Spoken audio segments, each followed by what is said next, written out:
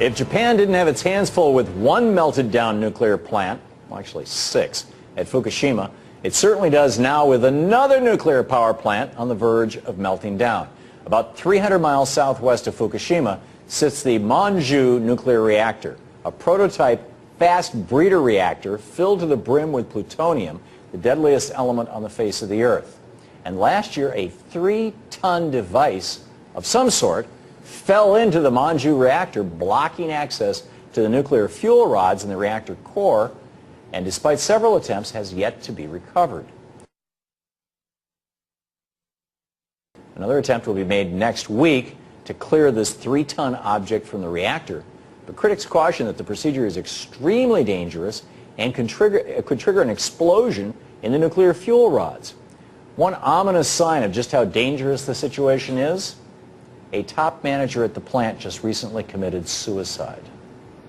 Think of the damaged Manju plant as a nuclear bomb just waiting to go off. It could take out the city of Kyoto, which is just 60 miles from the plant. It has a population of 1.5 million people. And Japan's largest city, Tokyo, is downwind from the crippled Manju plant. So what does all this mean? And what's the latest with the 2 nuclear plants right here in the United States that are in danger in Nebraska? Here to offer some answers is Kevin Camps, nuclear waste watchdog at Beyond Nuclear. Kevin, welcome back to the program. Thanks for having me, Tom. First of all, fast breeder reactor. What's that? This is the one Manju in Japan. It's an experimental reactor that's actually designed to generate plutonium, which would then be extracted from the high-level radioactive waste and then used as reactor fuel.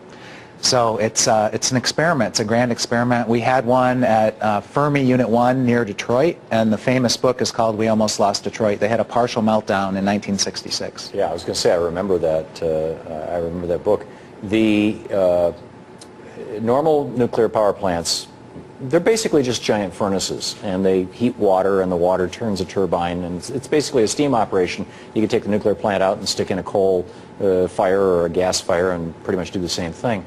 But I understand that this fast breeder reactor is not heating water. It's using sodium? That's a part of the danger. Sodium is intensely reactive with water or air. It's liquid sodium, liquid metal, and so on contact with water or air, it could explode or catch on fire. So it's a very risky reactor design. They've had fires at Manju. They had a bad fire in 1995. It's been largely shut down ever since. And the danger of this procedure, it's so unnecessary. They could just shut the reactor down, not try to extract this thing. It's in the extraction of this 3.3-ton weight that they could set the dominoes falling that could lead to a disaster, radioactivity. What is this 3.5-ton thing that I didn't know what it was? To be honest, I don't know. It's a new issue to me. They are like saying something fell in there, and yeah, okay. It plays a role in the reactor, and I'm not sure what it is. But it weighs 3.3 tons. They don't need to remove it, but they want to operate this thing. This Manju experiment is 20 years old. It's cost $12 billion, and a part of it is it's supposed to generate electricity for society. It's generated electricity for 1 hour in those 20 years. Wow, wow. Isn't one of the other reasons why countries build fast breeder reactors because they can create plutonium that they can use for nuclear weapons? Well, any country that has a plutonium supply extracted, especially weapons usable, could put it into weapons. And there are a number of countries that do have fast breeder reactors. They're called plutonium breeder reactors.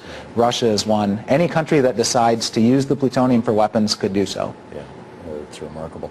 Turning our attention to the United States, we have 2 nuclear plants here that we've talked about several times, or I've talked about several times on the air, in Nebraska, that are within a few feet of water levels swamping them out, which is basically what happened in Fukushima. The water swamped out the diesel generators that were providing the backup and power, and without, oddly enough, it sounds crazy, but a nuclear power electricity generating station has to have electricity coming to it, or it can melt down.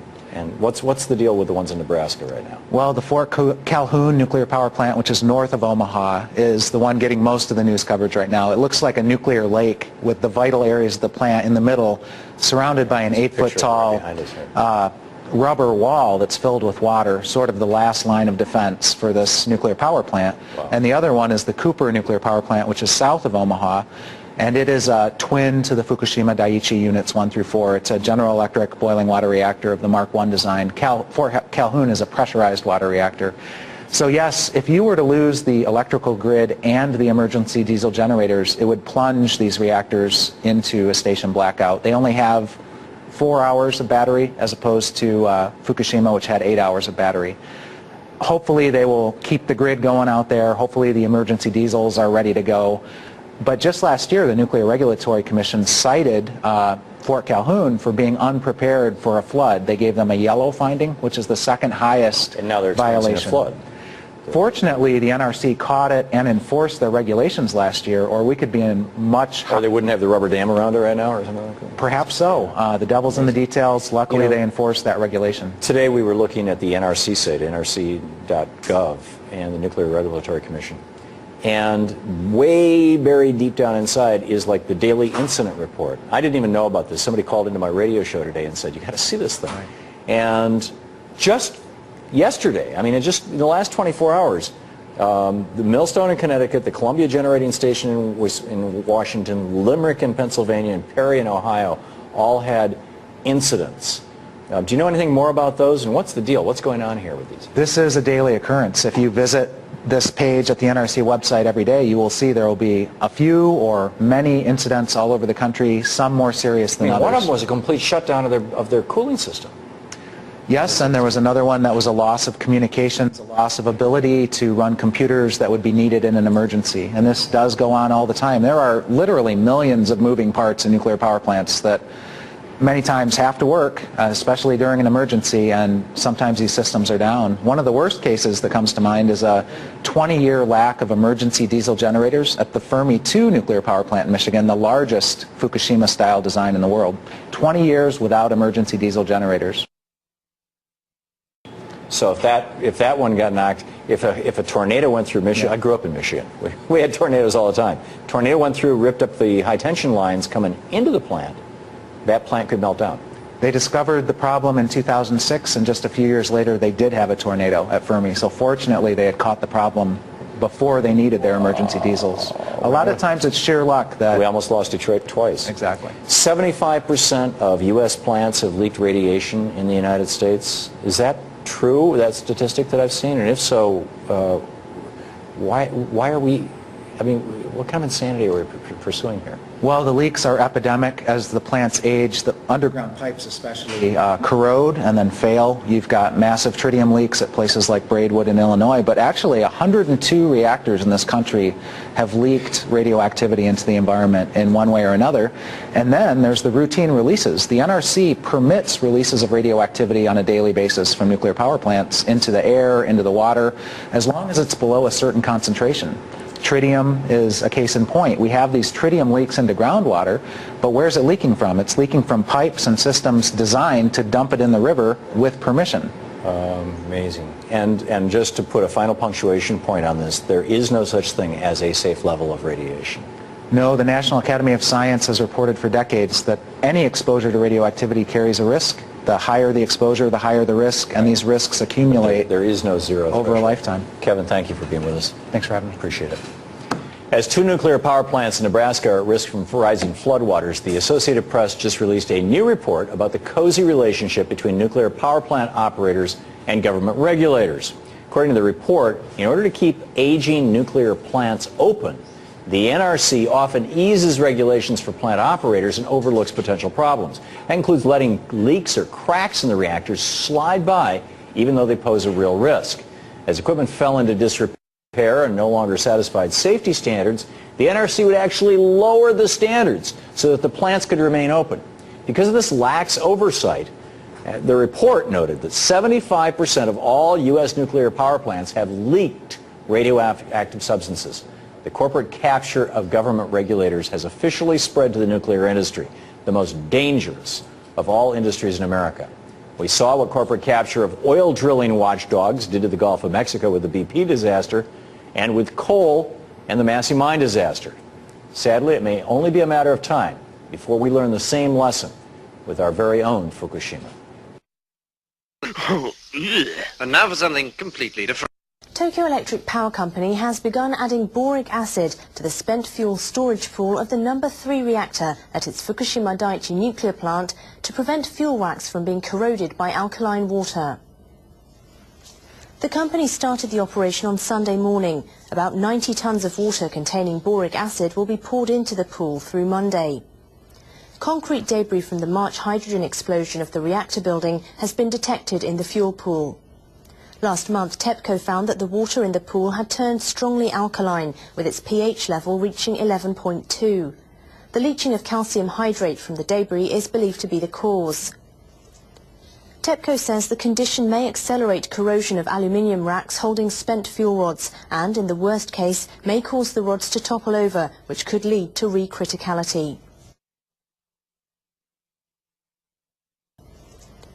TEPCO says the condition may accelerate corrosion of aluminium racks holding spent fuel rods and, in the worst case, may cause the rods to topple over, which could lead to recriticality.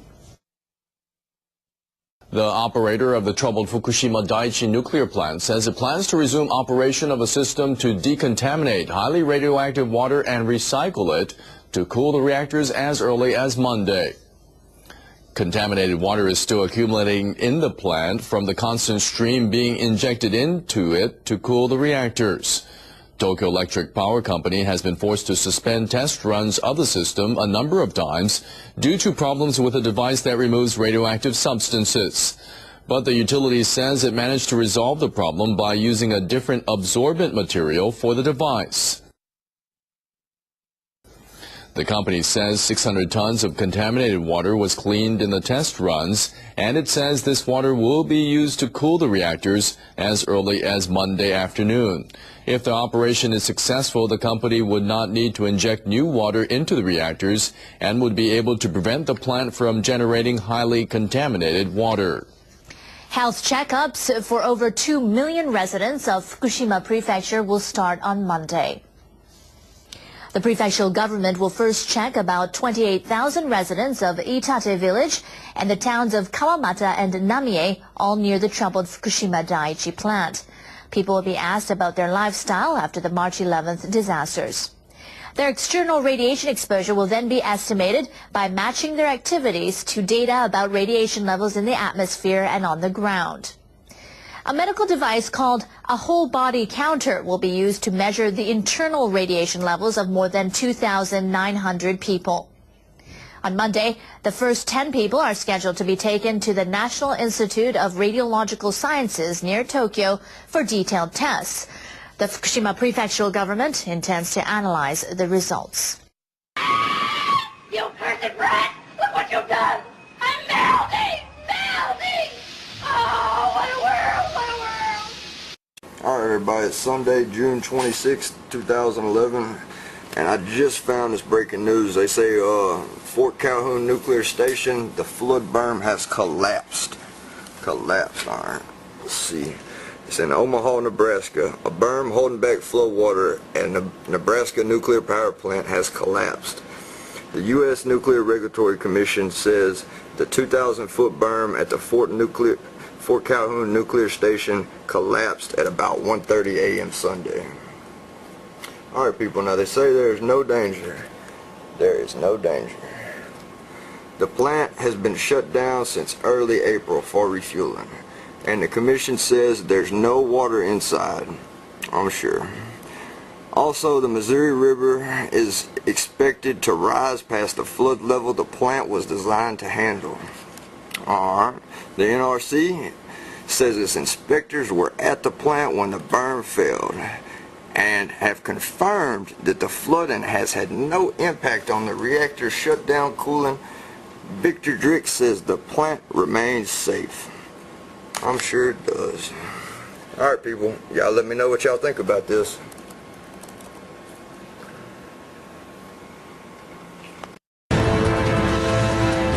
If Japan didn't have its hands full with one melted down nuclear plant, well actually 6, at Fukushima, it certainly does now with another nuclear power plant on the verge of melting down. About 300 miles southwest of Fukushima sits the Manju nuclear reactor. A prototype is downwind from the crippled Manju plant. So what does all this mean? And what's the latest with the 2 nuclear plants right here in the United States that are in danger in Nebraska. Here to offer some answers is Kevin Camps, nuclear waste watchdog at Beyond Nuclear. Kevin, welcome back to the program. Thanks for having me, Tom. First of all, fast breeder reactor to be recovered. Another attempt will be made next week to clear this 3-ton object from the reactor, but critics caution that the procedure is extremely dangerous and could trigger an explosion in the nuclear fuel rods. One ominous sign of just how type fast breeder reactor filled to the brim with plutonium, the deadliest element on the face of the earth. And last year, a 3-ton device of some sort fell into the Manju reactor, blocking access to the nuclear fuel rods in the reactor core, and despite several attempts, has yet dangerous the situation is. A top manager at the plant just recently committed suicide. Think of the damaged Manju plant as a nuclear bomb just waiting to go off. It could take out the city of Kyoto, which is just 60 miles from the plant. It has a population of 1.5 million people. And Japan's largest city, Tokyo,